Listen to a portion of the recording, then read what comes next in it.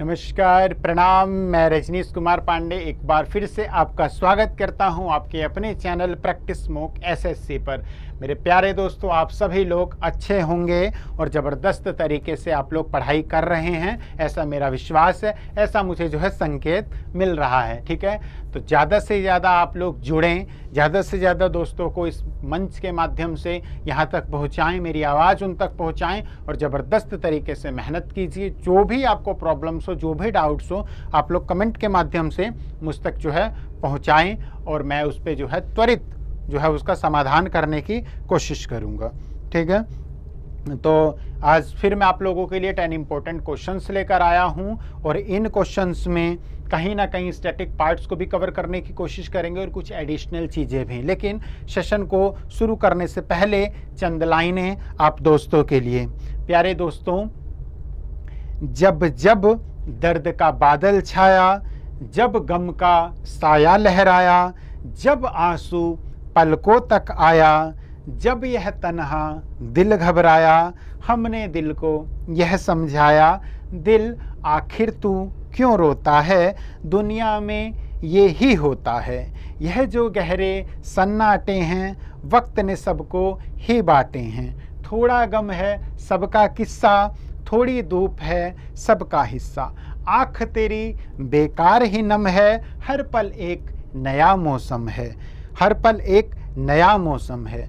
क्यों तू ऐसे पल खोता है, ए दिल आखिर क्यों रोता है, ए दिल आखिर क्यों रोता है। तो प्यारे दोस्तों, ज़िंदगी न मिलेगी दोबारा, इसलिए इस ज़िंदगी में जो भी आपका टारगेट है, हंसते खेलते, देखिए ज़िंदगी का नाम केवल हंसना खेलना मौज मस्ती करना नहीं है। ज़िंदगी पेड़ पौधे जीव जंतु, ठीक है, ये सभी लोग ज़िंदगी जीते हैं।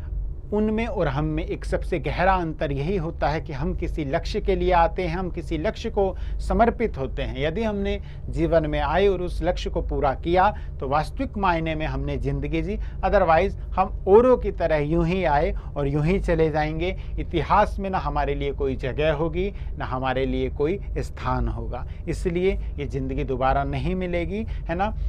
दिल यदि रो रहा है, यदि कोई परेशानी है, तो उसका समाधान आपको स्वयं को करना है, उसके लिए कोई आएगा नहीं। ईश्वर संकेत देते हैं, माध्यम बनाते हैं, उस माध्यम को समझने की कोशिश कीजिए और लग जाइए। और जो भी समर्पित लक्ष्य है, जिस भी लक्ष्य के लिए आप समर्पित हैं, उसमें जी जान से मेहनत करना शुरू कर दीजिए। तो आशा करूंगा आप सभी लोग समझे होंगे मेरे संकेत को मैं क्या कहना चाहता हूं। तो इसलिए ज़बरदस्त तरीके से मेहनत करना शुरू कर दीजिए। चलिए शुरू करते हैं 10 इम्पोर्टेंट क्वेश्चंस। पहला question on screen, which state responsible tourism mission in collaboration with UN Women has recently organized an orientation program called the Trainer of Trainers under the Women Friendly Tourism Initiative। मतलब किस state की government ने responsible tourism mission को collaborate किया है United nation women के साथ, ठीक है। और ये कह रहा है कि विच स्टेट, किस स्टेट ने किया है टूरिज्म मिशन को यूनाइटेड नेशन के साथ एक कोलैबोरेशन किया है, ताकि उसमें वुमेन फ्रेंडली टूरिज्म को हम देंगे, ठीक है। जिसमें महिलाएं एक मित्र की तरह टूरिज्म करेगी, मतलब सक्षम होगी हर जगह घूमने में। महिला के साथ सुरक्षा की सारी जिम्मेदारी उस सरकार की होगी। तो ये सारी पहल शुरू की है केरला ने, ठीक है। केरला ने इस तरीके की पहल को शुरू की है। और केरला के बारे में मैं आपको 3-4 चीज़ें बता दूं, फिर रिकॉल करा दूं, पेपर के पॉइंट ऑफ व्यू से इम्पोर्टेंट है।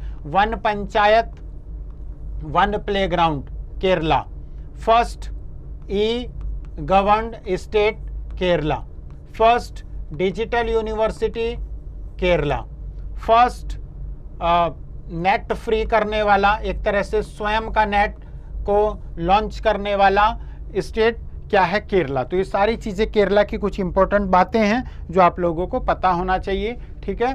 तो नेट को फ्री करने वाला भी स्वयं का राज्य, स्वयं अपने राज्य में नेट को फ्री करने वाला राज्य कौन सा है, केरला। यहाँ इसमें देखते हैं यूनाइटेड नेशन वुमेन का जो हेडक्वार्टर है वो न्यूयॉर्क यूएसए में है, 2010 में इस्टेब्लिश हुआ था। और इसकी एग्जीक्यूटिव जो डायरेक्टर है वो है सीमा बहोस, ठीक है। तो ये केरला ने मतलब वुमेन फ्रेंडली टूरिज्म को बढ़ावा देने के लिए यूनाइटेड नेशन वुमेन के साथ समझौता किया है।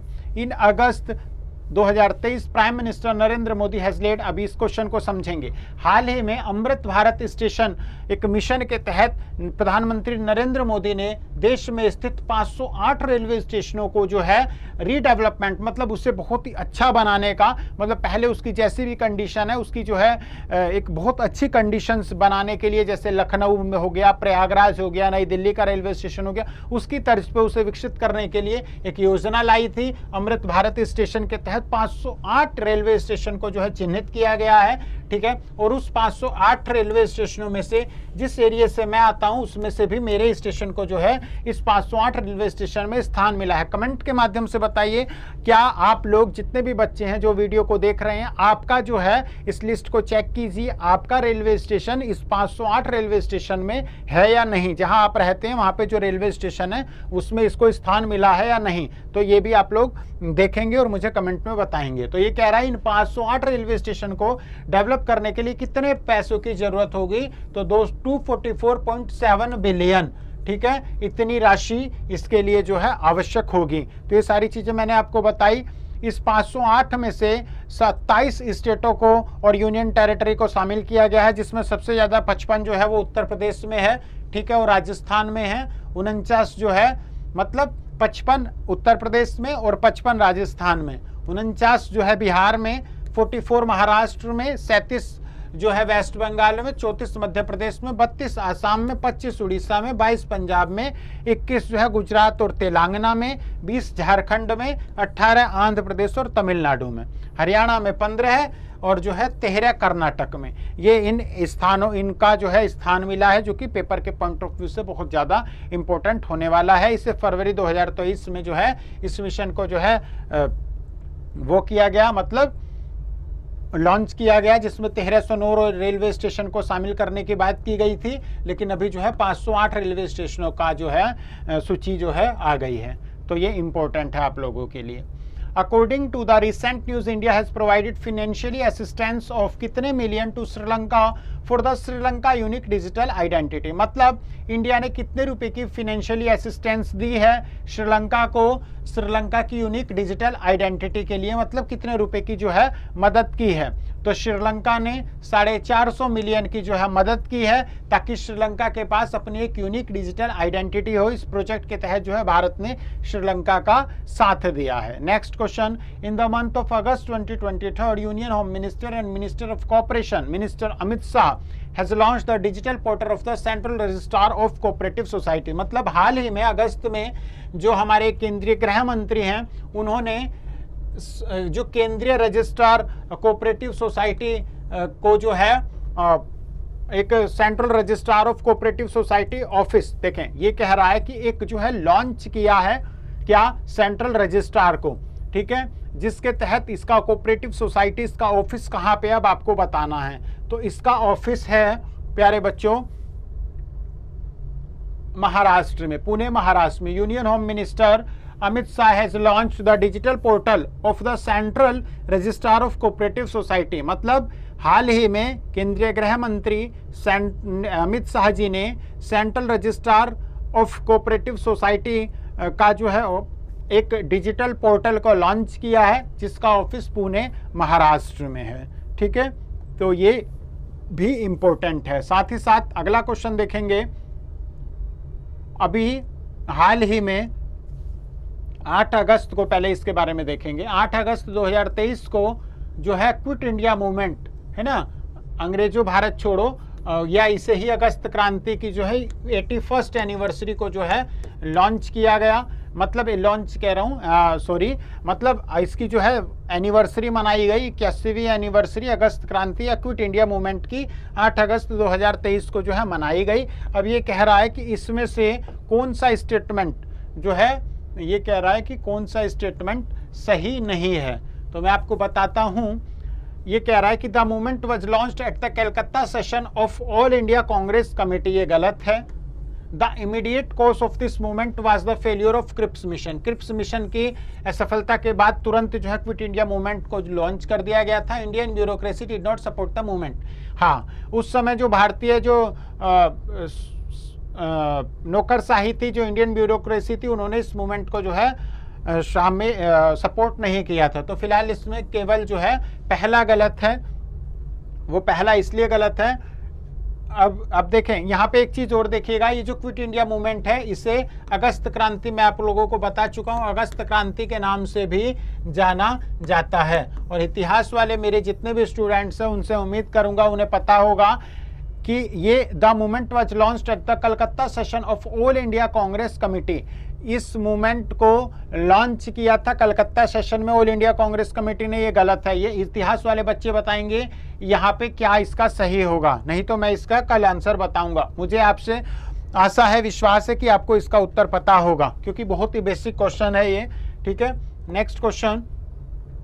ASEAN day is observe annually on 8 August to commemorate the foundation of the Association of South East Asian Nation, a regional intergovernmental organization।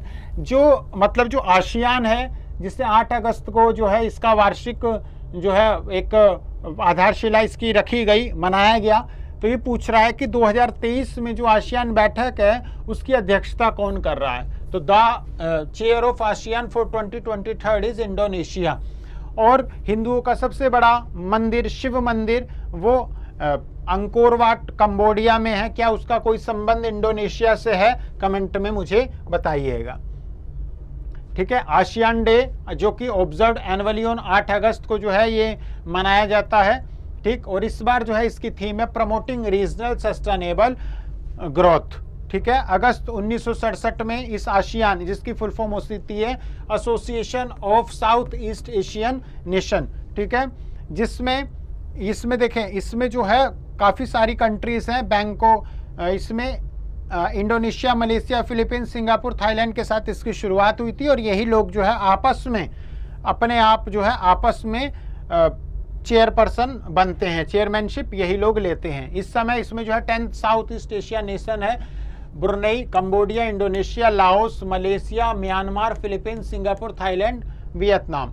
इसका जो आसियान का जो सचिवालय है वो इंडोनेशिया की राजधानी जकार्ता में है। ठीक है, और इंडोनेशिया ही इससे जो है चेयरमैनशिप कर रहा है। इसकी थीम है ASEAN's matter epicentrum of growth, ये इसकी थीम है। नेक्स्ट है together we art is an art exhibition dedicated to the G20 members countries. The exhibition has been organized in the state of Uttar Pradesh. The exhibition will conclude on 7th October 2023। ये कह रहा है कि कौन सा statement is are correct. तो together we art ये एक आर्ट एक्सिबिशन है जो कि G20 मेंबर्स कंट्रीज मेंबर को जो है डेडिकेट करता है, बिल्कुल सही है। The exhibition has been organise in the state of Uttar Pradesh, ये गलत है, उत्तर प्रदेश में नहीं हो रहा है। The exhibition will conclude on 7th October 2023, ये भी सही है। तो इसका आंसर है ए। यहाँ पे हम लोग देखेंगे इसको जो है बिहार म्यूजियम पटना में इसको जो है टुगेदर वी आर्ट को जो है एक्सिबिशन को इनोग्रेट किया गया। ठीक, याद रखेंगे। इस समय इसमें जो है 29 कंट्रीज जो है भाग ले रही है। G20 का मतलब होता है ग्रुप ऑफ 20, यानी कि 20 देशों का समूह। अब ये मेंबर कौन कौन है यहाँ याद रखना प्यारे बच्चों। आसियान जो है उसमें भारत मेंबर नहीं है, मैंने आपको बताया। ठीक है, association of south east Asian nation में भारत नहीं है, जबकि G20 में भारत है। ग्रुप ऑफ 20 विश्व के 20 विकसित या विकासशील से विकसित होते देशों की एक सूची है, जिसमें 20 देशों को सम्मिलित किया गया। Argentina, Australia, Brazil, Canada, China, France, Germany, India, याद रखेंगे इंडिया G20 का पार्ट है। Indonesia, Italy, Japan, Republic of Korea, Mexico, Russia, Saudi Arab, south Africa, Turkey, the United kingdom, the United state and the European union. याद रखेंगे पूरे विश्व में जितने भी टॉप 20 कंट्रीज है उसमें जो है इसे शामिल किया गया है। नेक्स्ट क्वेश्चन, स्वदेश दर्शन जो SDS 2.0 है, जिसमें जो है अब देखें, अभी हाल ही में मिनिस्ट्री ऑफ टूरिज्म ने आइडेंटिफाई किया प्रयागराज और नौमिषारण्य को उत्तर प्रदेश में स्वदेश दर्शन 2.0 यानी कि स्वदेश दर्शन योजना के तहत जो रेलगाड़ी से जो भी दर्शन के इत्यादि की इनकी योजनाएं हैं, तो उत्तर प्रदेश में प्रयागराज और नौमिषारण्य ये जो है एक ऐतिहासिक और जो है एक आस्था वाली भूमि है। तो इस दोनों देश क्षेत्रों को जो है इस स्वदेश दर्शन 2.0 में शामिल किया गया। अब ये कह रहा है कि स्वदेश दर्शन स्कीम जो पहली थी उसे जो है किस वर्ष जो है लॉन्च किया गया था, तो उसे जो है 2014-15 में, और यही वो वर्ष था जब जो है बीजेपी में नरेंद्र मोदी गवर्नमेंट की लगभग जो है प्रथम कार्यकाल था, और जो है वर्ष भी प्रथम ही था, उसी में ही जो है इस चीज़ की शुरुआत कर दी गई थी। स्वदेश दर्शन 2.0 अभी फिलहाल ये चीज़ें चल रही है, ठीक है। स्वदेश दर्शन स्कीम्स के तहत जो है 2014-15 में हुआ था ये, जिसमें जो है देखें 100% जो है ये सेंट्रली फंड होता है, इसमें जो है राज्य सरकार कुछ भी योगदान नहीं देती है, इसमें याद रखेंगे हम लोगों को। Foxconn industrial internet, a subsidiary of the Taiwanese firm Foxconn has inked rate 1600 crore deal with which state to set up electronic components manufacturing facilities. इसमें इसका आंसर क्या है, मतलब फॉक्सकॉन इंडस्ट्रियल इंटरनेट जो कि एक सब्सिडरी है ताइवान फर्म फॉक्सकॉन की, इसने 1600 करोड़ रुपए की डील की है किस स्टेट के साथ, ठीक है, मैन्युफैक्चर करने के लिए, तो वो तेलंगाना में की है, वो जो है तेलंगाना में की है, हम लोगों को याद रखना है। तेलंगाना गवर्नमेंट के साथ जो है इस तरीके की डील, सॉरी थोड़ा सा करेक्ट करें, हाँ ये जो है तमिलनाडु के साथ हुआ है, तमिलनाडु के साथ जो ये हुआ है, तो हम लोगों को याद रखना है,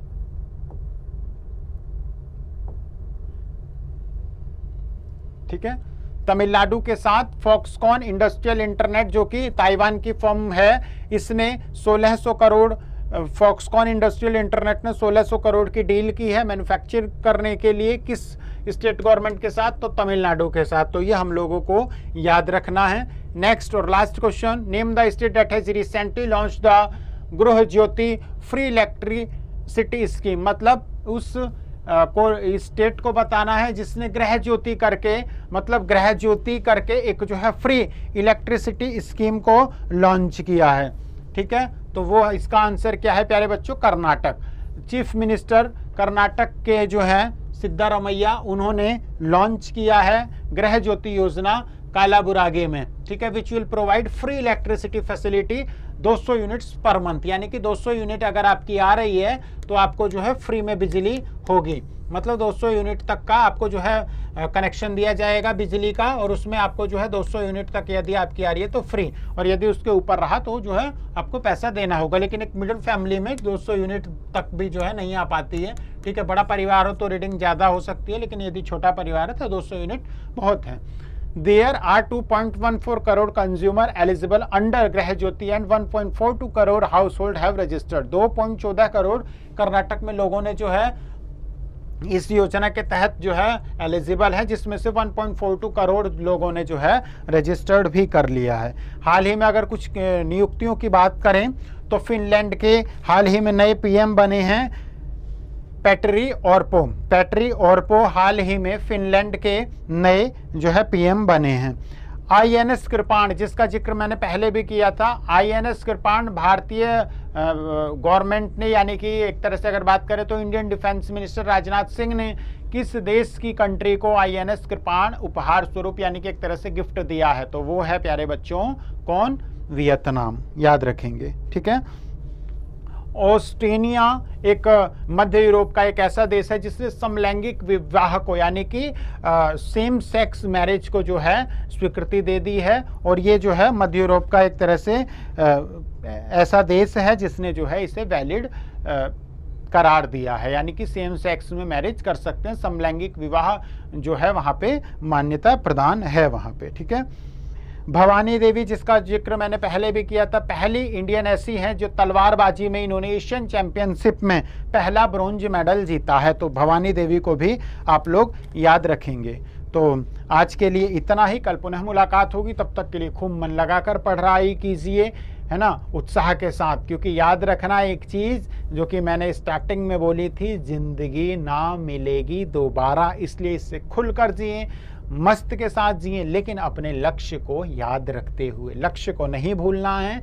लक्ष्य यदि भूल गए तो फिर जिंदगी आपने नहीं जी। यदि जीवन में आए हैं तो कुछ करना है। एक गाना भी है ना कि दुनिया में अगर आए हैं तो जीना ही पड़ेगा, और जीवन है अगर जहर तो पीना ही पड़ेगा। इसलिए संघर्षों के साथ जीवन जिए, तब एक अच्छा जीवन आपने जिया। यदि संघर्ष ही नहीं है तो आपको पता ही नहीं लगेगा क्या होता है सुख, क्या होता है दुख। बिना दुख के सुख की कल्पना नहीं की जा सकती। इसीलिए उसी तरीके से बिना दुख के सुख की भी कल्पना नहीं की जा सकती, है ना। दिन और रात है तभी तो हम डिफाइन कर देते हैं जब रात है। यदि दिन ही दिन होता तो फिर रात किसने देखी। इसलिए इन दोनों को बैलेंस करके चलना है। खूब मन लगाकर पढ़ाई कीजिए। कल पुनः मुलाकात होगी, तब तक के लिए मेरा नमस्कार। जय हिंद, जय भारत।